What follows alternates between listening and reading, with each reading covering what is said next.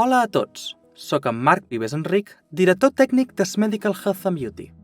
I en aquest vídeo explicarem com funciona el monitor de pressió arterial WatchBPO3 AFib 2G de Microlife.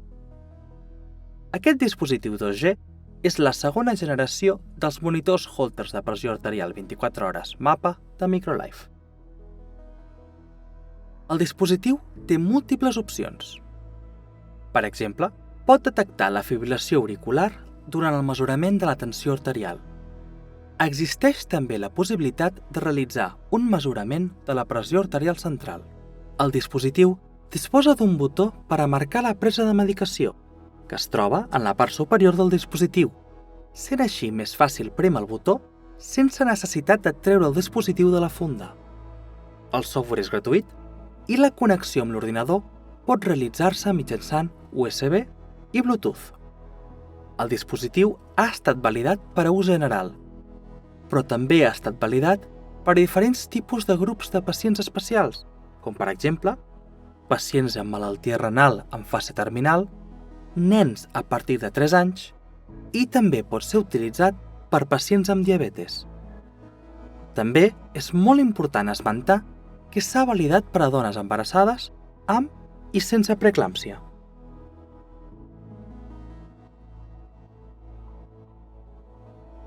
Consulteu la pàgina web de Microlife per a més informació sobre les validacions de Microlife atorgades per les següents organitzacions: European Society for Hypertension, British and Irish Hypertension Society, American Association for the Advancement of Medical Instrumentation. Hi ha 4 tipus de braçalets. Aquests mateixos mesuren entre 14 i 22 centímetres. El braçalet M i l'L venen inclosos amb l'aparell i el braçalet LXL i l'S cal adquirir-los a part. El braçalet LXL s'ha validat per separat per a pacients amb una circumferència de braç major. Els braçalets estan disponibles en nylon i cotó i són aptes per a la rentadora. També és important esmentar que els braçalets no contenen ni làtex ni PVC. La millora en comparació amb la generació anterior d'O3 és que en la segona generació la superfície és molt plana, fent que sigui molt fàcil de netejar. A més, en comparació amb la primera generació, l'O3 2G sí té connectivitat Bluetooth i permet actualitzar-se. El software, el nom del qual és WatchBP Analyzer, és gratuït. Més endavant explicarem en detall com funciona. Aquí es pot veure amb claredat com és el botó de medicació que hem esmentat prèviament. El connector del tub del 2G és més sòlid que la versió anterior, 1G. És una connexió de metall situada en la part superior del dispositiu. El port USB es pot tancar mitjançant un tap de goma, de manera que el dispositiu es pot netejar amb alcohol, com l'isopropil 70%, evitant que el líquid pugui entrar en el port USB. És important no ruixar l'aparell directament amb el desinfectant, sinó ruixar un drap i usar-lo per a netejar l'O3. Aquesta és la bossa de transport del dispositiu. A més, el tub és fàcilment extensible, la qual cosa fa que sigui molt pràctic en el cas que es tingui, per exemple, pacients més alts. Aquesta és l'icona del Bluetooth. Primer cal activar el Bluetooth per a poder establir la connexió amb l'ordinador. Per activar el Bluetooth, premeu el botó Start-Stop durant 5 segons fins que el símbol de Bluetooth aparegui en la pantalla. Al vostre ordinador, activeu el Bluetooth i connecteu-vos al vostre WatchBPO3 2G AFib ambulatori, afegint-ho a la llista de dispositius que l'ordinador reconeix. Un cop connectat, obriu el programa WatchBP Analyzer i premeu sobre la pestanya de Bluetooth al costat superior dret. Se us obrirà una finestra on trobareu el seu holter. Premeu sobre ell i feu clic per connectar i establir la connexió. El cable USB és estàndard. Això significa que en cas que es perdi el cable inclòs amb el dispositiu, podem utilitzar un cable universal. Com a consell, assegurem-nos que la qualitat del cable nou sigui adequada. A l'SDK, Kit de desenvolupament de software, està disponible de manera gratuïta. Es pot descarregar a la pàgina web de Microlife i s'ha d'assignar un acord de confidencialitat. Hi ha diferents SDKs per a Windows 10, però també es poden utilitzar, per exemple, amb una tauleta, un iPhone o un telèfon Android.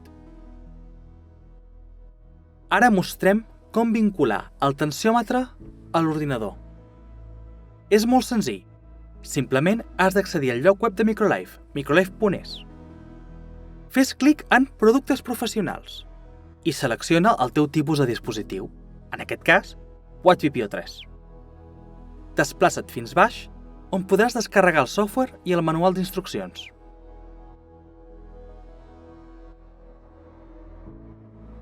Recomanem encaridament descarregar el manual d'instruccions perquè conté informació addicional, com per exemple, com netejar correctament l'aparell.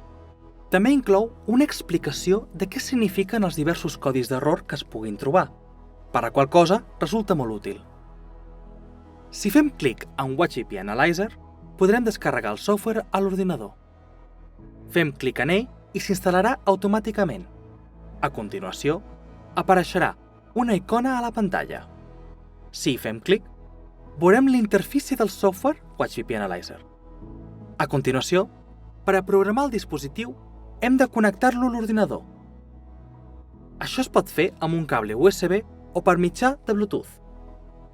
De seguida veurem que el software detecta automàticament el dispositiu correcte, en el nostre cas, el WatchVP O3 2G AFib. En el cas particular que apareix en la pantalla, el programa també ens avisa que hem de renovar la bateria. Això és perquè no té suficient voltatge per a completar un altre programa de mesurament de la pressió arterial de 24 hores. Per a poder realitzar un mesurament en un pacient nou, fem clic en Nou i emplenem la identificació del pacient. Pot ser, per exemple, el número de pacient o la data de naixement. Es poden escriure fins a 10 caràcters. Introduïm el nom de pacient, el sexe i data de naixement. També podem introduir el nom del personal sanitari. La identificació del personal sanitari s'emmagatzemarà en el software, per la qual cosa no és necessari introduir-la cada vegada. Per a aquest exemple, triem un pacient ja existent. Ara passarem a programar el dispositiu. Fem clic a Programar el dispositiu i tenim la possibilitat d'emplenar d'1 a 5 horaris diferents. Es tracta d'una nova funcionalitat que els dispositius anteriors de primera generació no tenien. Si només es necessita utilitzar les hores en què el pacient està despert o adormit, llavors només necessitarà 2 horaris. Comencem preguntant-li al pacient: a quina hora creu vostè que s'aixeca? Aquest pacient s'aixecarà a les 8, per exemple, i es ficarà al llit a les 10. Llavors, utilitzaríem aquesta informació com a hores en què està despert i programaríem el dispositiu per realitzar un mesurament cada 20 o cada 15 minuts, segons les directrius d'aquest cas en particular.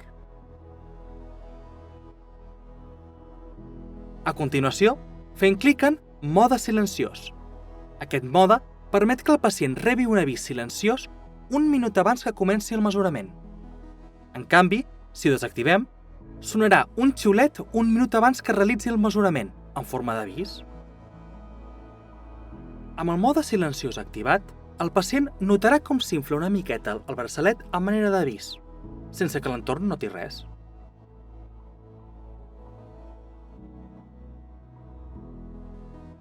El segon horari comença a les 22 hores, perquè és on va acabar l'anterior horari. Indiquem que acabi a les 8. Aquesta serà llavors el mesurament nocturn. No s'oblidi de marcar la casella, en cas contrari, no hi haurà mesurament per a aquestes hores. Si volgués tenir més horaris diferenciats, llavors podríem, per exemple, programar-ho de 10 a 4 i després quedarien algunes hores lliures, com pot veure, de 4 a 8. Podem mesurar llavors, per exemple, cada 5 minuts, per la qual cosa és una programació completament diferent. També es pot afegir la casella pressió arterial central, si el seu dispositiu incorpora aquesta funció opcional. El fet que sigui una opció addicional és pel fet que no és necessari realitzar el mesurament de la pressió arterial central tot el temps, i en tots els pacients, sinó que es pot seleccionar un període específic en el qual desitgi mesurar-la. També existeix l'opció d'ajustar la màxima pressió d'inflat. Si es deixa en automàtic, que és el recomanat, el dispositiu ajustarà automàticament la pressió d'inflat correcta. Per tant, deixar-ho en auto sol ser la millor opció. No obstant això, alguns pacients poden tenir por al fet que el braçalet s'infli massa i se sentiran més còmodes si s'ajusta, per exemple, a un màxim de 200 mil·límetres de mercuri, de manera que el dispositiu no s'infli per sobre d'aquest valor. Però la recomanació general és deixar-ho en automàtic. Al costat tenim l'opció ocultar lectures de pressió arterial. Aquesta casella autoritza que les lectures de tensió arterial no es mostrin en la pantalla LCD després de cada mesurament. Li recomanem que marqui aquesta casella per evitar que el pacient vegi el valor de mesurament de la seva tensió arterial cada vegada que realitzi un mesurament, ja que pot ser un focus d'inquietud per al pacient. Una vegada fet això, fem clic a Programar y aparecerá el següent missatge. Programar el dispositivo borrará automáticamente todos los datos de medición. Asegúrese de que los datos de medición se hayan descargado en el PC antes de programar el dispositivo. Mitjançant aquesta opció, eliminem les dades prèviament emmagatzemades en el dispositiu, com per exemple, de l'anterior pacient que ha usat el dispositiu. A continuació, fem clic en OK i fem clic de nou a Programar, de manera que veurem en la pantalla el següent missatge. El dispositivo de medición de la presión arterial ha sido programado con éxito. Ara podem connectar el dispositiu al pacient i enviar-lo a casa. Quan el pacient retorni el tensiòmetre al cap de 24 hores, hem de realitzar el mateix procediment. Tornem a connectar el dispositiu a l'ordinador i fem clic en Descàrrega. Llavors, apareixerà en pantalla un avís que diu: los datos en el dispositivo corresponden al paciente con el ID i l'ID seleccionat. El software mostra la informació del pacient que hem seleccionat o emplenat anteriorment. Fem clic a Continuar i el software ens preguntarà si volem transferir les dades en ones, en cas d'haver seleccionat la casella de mesurar la pressió arterial central. Seguint aquests passos, hem emmagatzemat les dades correctament.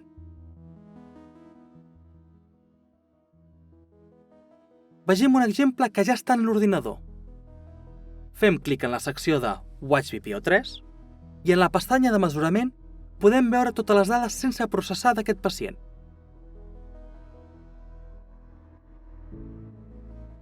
Es mostren la data i l'hora en què es van prendre els mesuraments i els valors de la pressió arterial sistòlica i diastòlica, la pressió arterial mitjana i la pressió de pols, que és la diferència entre la pressió sistòlica i la diastòlica. I, finalment, la freqüència cardíaca.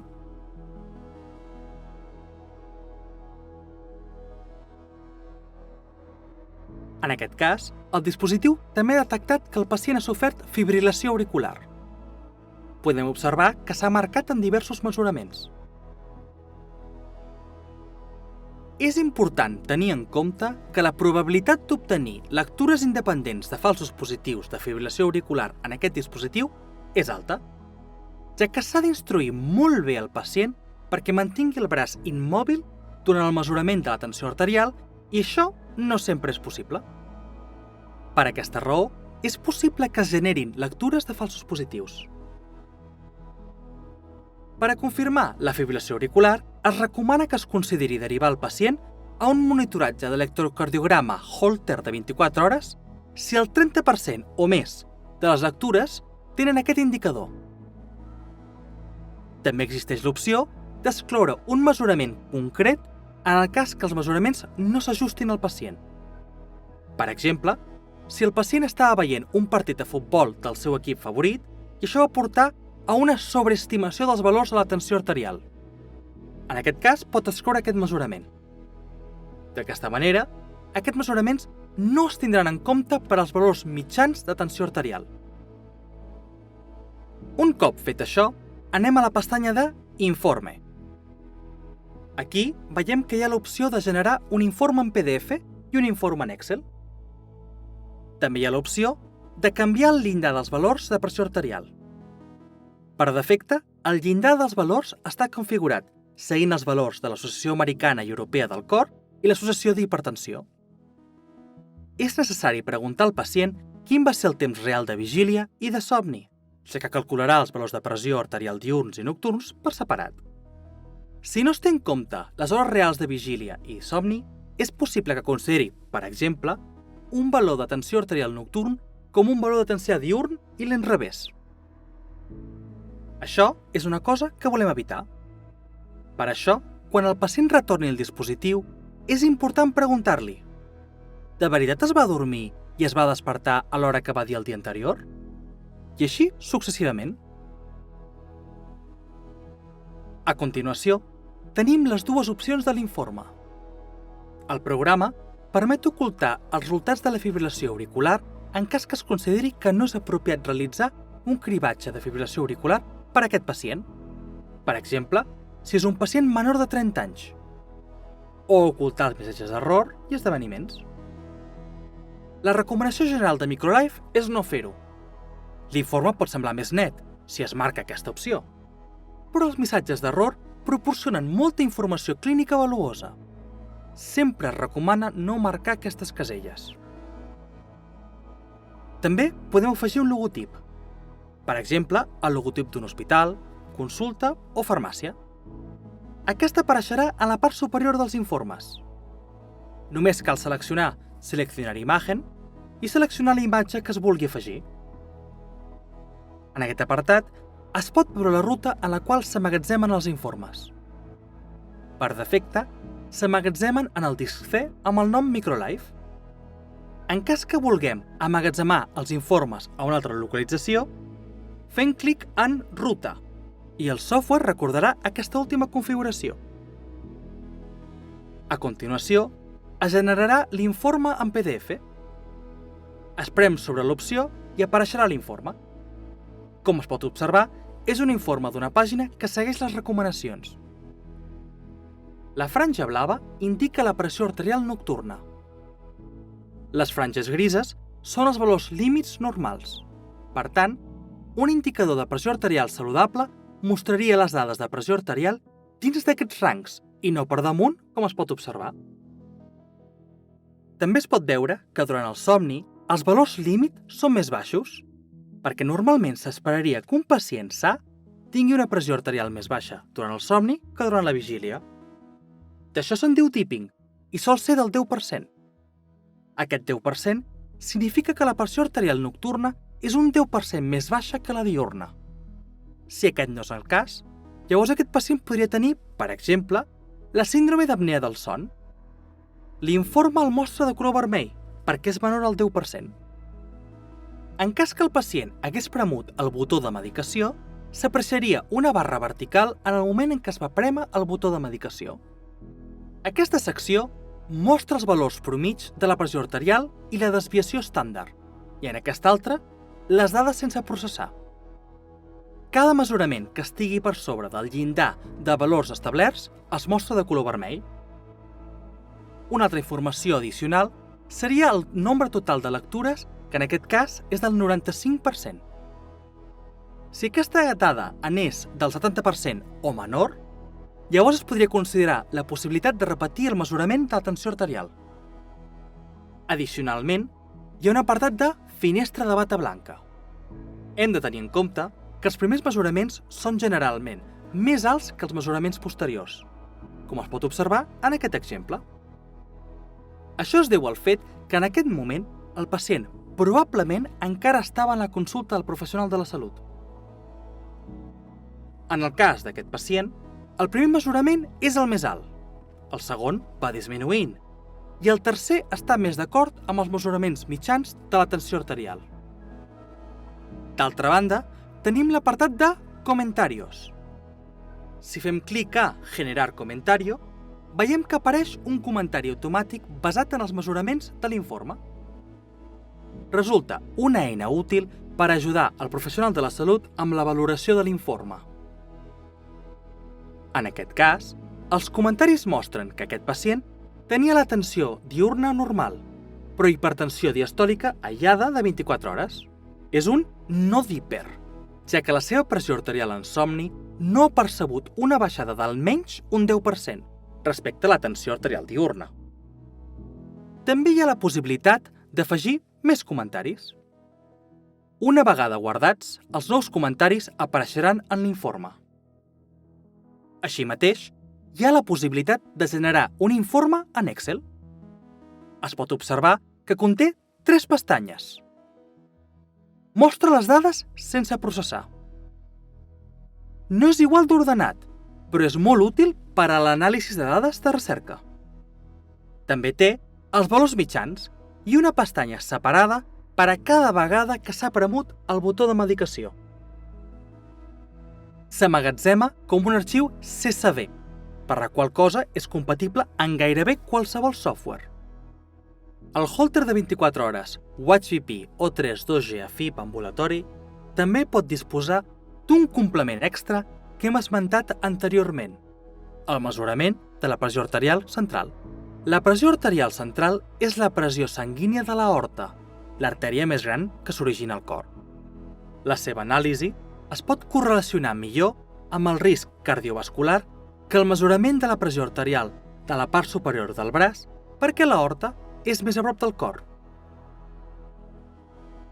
És un mètode fiable i no invasiu basat en formes d'ona de platismografia de volum de pols braquial, PVP, per ajudar a fer un diagnòstic fiable de risc cardiovascular, hipertensió i ictus.